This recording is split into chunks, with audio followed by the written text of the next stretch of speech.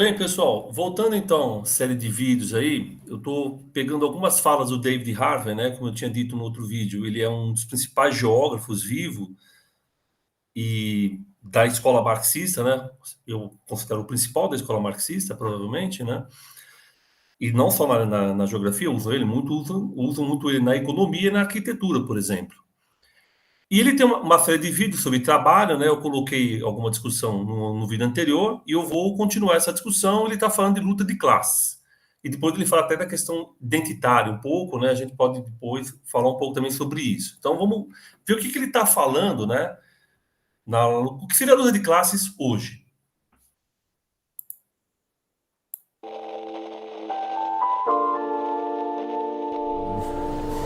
I think there are too many sites of struggle which have a different dynamic than the classic workers' struggle in the factory.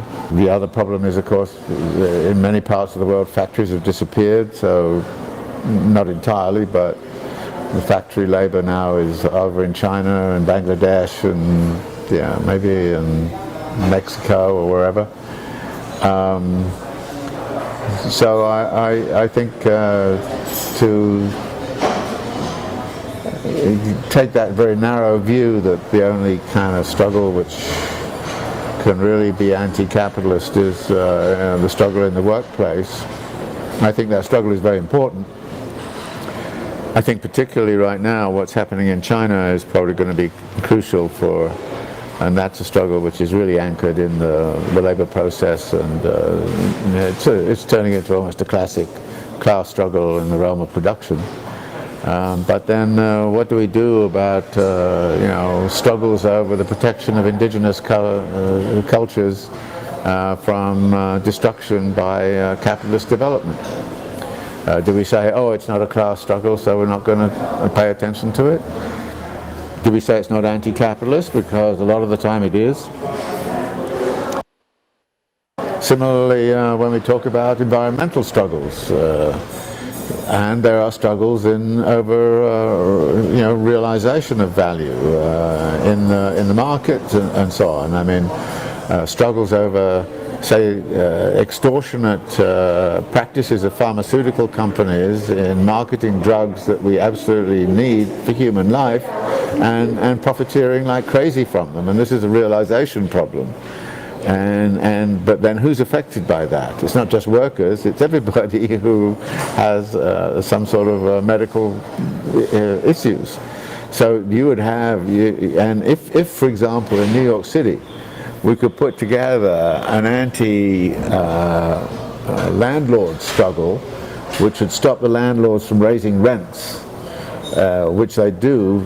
I mean, family restaurants in New York City have been driven out of business because the lease runs out and the landlord comes in and says, we're going to double the price, and they can't survive.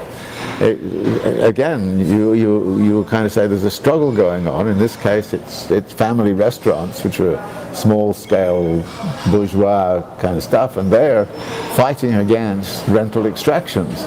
And I would say that the working people have to be in alliance with them. So you build alliances which are not simply about workers. They're everybody who's affected by rising rents in New York City and rising rates of exploitation in land and property markets.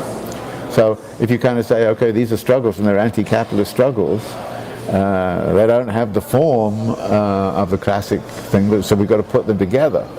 And one of the reasons why I put that, we like to use that map is say that there are struggles all over this accumulation process. Each one of the struggle has a specific quality, and we have to think about putting them all together, and don't say my struggle is important and yours is irrelevant.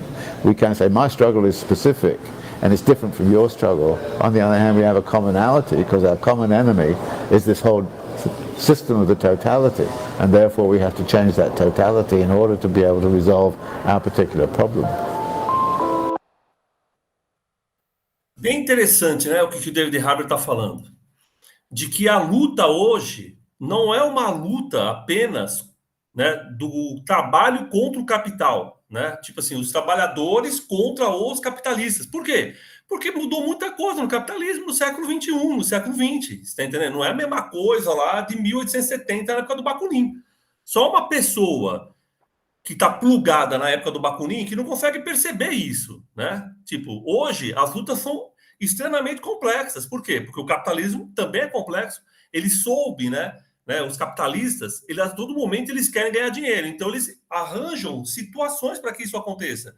E aí que ele está dizendo uma coisa específica acontecendo em Nova York, que é o quê? Ele está falando lá de que famílias têm lá, sei lá, o seu restaurante pequeno e são super exploradas por rentistas, que são o quê? São as pessoas que têm muita grana, necessariamente eles vivem dessa renda, entendeu? Não é eu tô falando de um cara, então você tá falando de um cara, Mi, que tem uma casa e ele aluga um quarto? Não, pessoal, não tô falando desse cara. Tô falando de um cara que é bilionário, ele é milionário. Imagina um cara tendo um monte de imóveis no centro de Nova York, ele não deve ser um coitado, né? Tá sem grana. Ele é um milionário, bilionário. O que ele faz? Ele explora as pessoas. Aí você fala, mas aí você está falando de um cara de um restaurante, de um pequeno, ele fala, um restaurante familiar.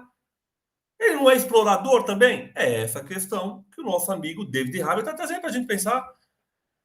A gente vai se aliar com esses caras ou vai fazer de conta que essa exploração do grande capitalista sobre a empresa pequena familiar tanto faz para a gente, já que é uma luta do trabalho contra o capital?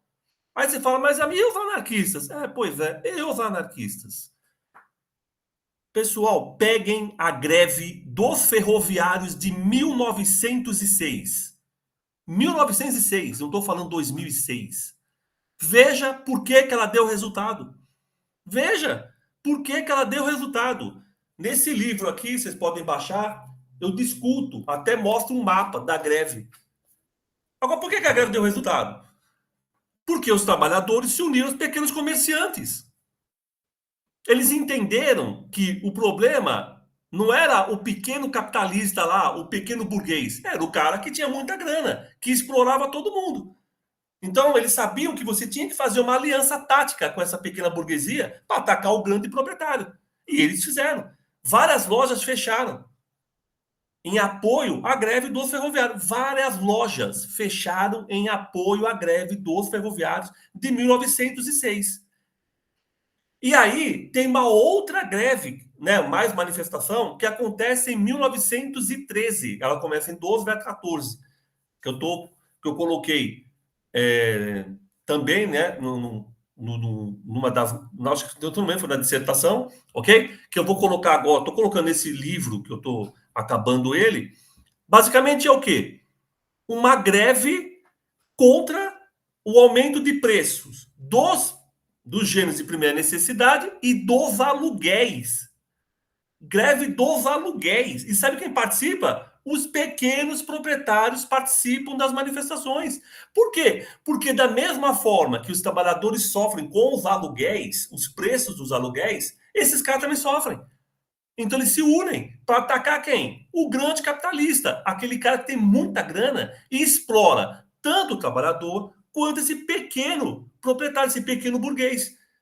E é isso, então, que o David Harvey está dizendo para 2022, 2021, né, quando ele fez esse vídeo.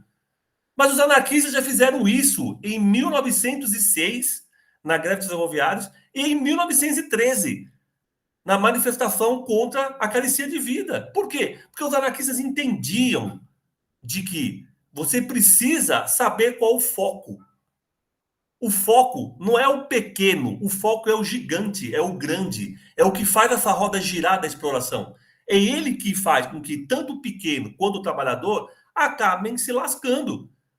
Então, se você vai lutar contra o pequeno proprietário, quanto lá o cara que tem uma quitanda, vamos lá fechar a quitanda dele, vamos lá fechar o barzinho da periferia, vamos lá fechar o mercadinho da periferia, ele é burguês, ele está explorando. Você não entende o circuito do capital. Como é que é esse circuito do capital? Como é que ele gira para chegar lá na pequena quitanda, lá no pequeno comércio? E é isso que o David Harvey está dizendo. O problema está nesse quem domina esse circuito do capital. Quem é esses caras? Os grandes capitalistas, ok? Então, eu acho interessante, porque quando eu ouvi, eu falei, cara, ele fala como se nunca tivesse acontecido isso. Mas isso aconteceu no Brasil, em dois momentos. 1906, greve dos ferroviários, 1913, luta contra a carecia de vida. Por isso, é até estranho que hoje Hoje, 2023, anarquistas não pensem assim, galera. É muito estranho, porque em 1906 os anarquistas pensavam assim. Em 1913 eles pensavam assim. E por quê? Porque eles estavam plugados na realidade. Eles não estavam viajando na maionese, pensando naquilo que o Bakunin falou em 1870 e tentar encaixar no mundo dele. E olha que eu estou falando 1906 nem em 1913. Então é isso que eu acho que é legal a gente pensar. Como nós anarquistas, né, vemos essa luta anticapitalista de uma forma maior, ok? Então era isso que eu queria dizer, né, mostrando como é que o David Harvey está falando e como isso já aconteceu no Brasil a partir das lutas que os anarquistas fizeram em greves e manifestações. Então era isso, pessoal. E aí vou entrar com outro vídeo para falar um pouco dessas políticas identitárias que ele está falando. Um abraço a todos e todas.